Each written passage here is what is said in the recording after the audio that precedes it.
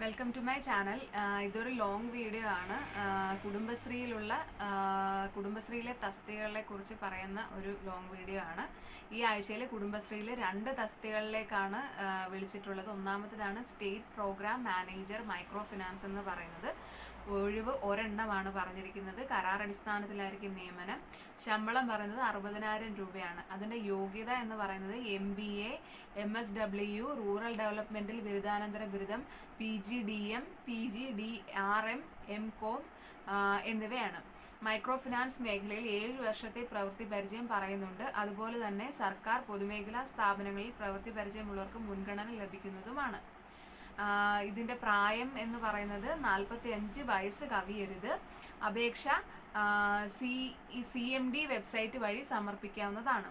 അതുപോലെ തന്നെ അവസാന തീയതി എന്ന് പറയുന്നത് ഓഗസ്റ്റ് 30 അതാണ് ഈ ഒരു തസ്തികയെക്കുറിച്ച് ഇത്രയും കാര്യങ്ങളാണ് പറയാനുള്ളത്. യോഗ്യതകളെക്കുറിച്ച് ഞാൻ ഡീറ്റെയിൽഡ് ആയിട്ട് സ്ക്രീനിൽ കൊടുക്കാം. അപ്പോൾ നിങ്ങൾക്ക് കുറച്ചുകൂടെ ഒന്ന് ക്ലിയർ ആവും. അതുപോലെ തന്നെ രണ്ടാമത്തെ തസ്തിക എന്ന് പറയുന്നത് ബ്ലോക്ക് കോർഡിനേറ്റർ ആണ്. അത് ഒരു ഒഴിവാണ് വന്നിരിക്കുന്നത്, തിരുവനന്തപുരത്താണ്. അതിൻ്റെ സാലറി എന്ന് പറയുന്നത് ദിവസവേതന അടിസ്ഥാനത്തിലായിരിക്കും നിയമനം എന്നാണ് പറഞ്ഞിട്ടുള്ളത്. അതുപോലെ തന്നെ അതിൻ്റെ യോഗ്യത എന്ന് പറയുന്നത് ബിരുദാനന്തര ബിരുദം അല്ലെങ്കിൽ കുടുംബശ്രീ അംഗമായിരിക്കണം, അല്ലെങ്കിൽ കുടുംബാംഗമായിരിക്കണം, ഓക്സിലറി അംഗമായിരിക്കണം എന്നുള്ളതാണ് അതിൻ്റെ യോഗ്യത എന്ന് പറയുന്നത്. അതിൻ്റെ പ്രായം എന്ന് പറയുന്നത് 35 വയസ്സ് കവിയരുത്. അപേക്ഷ തപാലായിട്ടാണ് അയക്കേണ്ടത്. വിലാസം ഞാൻ സ്ക്രീനിൽ കൊടുക്കാം. അതുപോലെ തന്നെ കൂടുതൽ വിശദ വിവരങ്ങൾക്ക് വേണ്ടിയിട്ട് ഞാൻ സ്ക്രീനിൽ കാണുന്ന വെബ്സൈറ്റിൽ ചെക്ക് ഇൻ ചെയ്ത് നോക്കുക.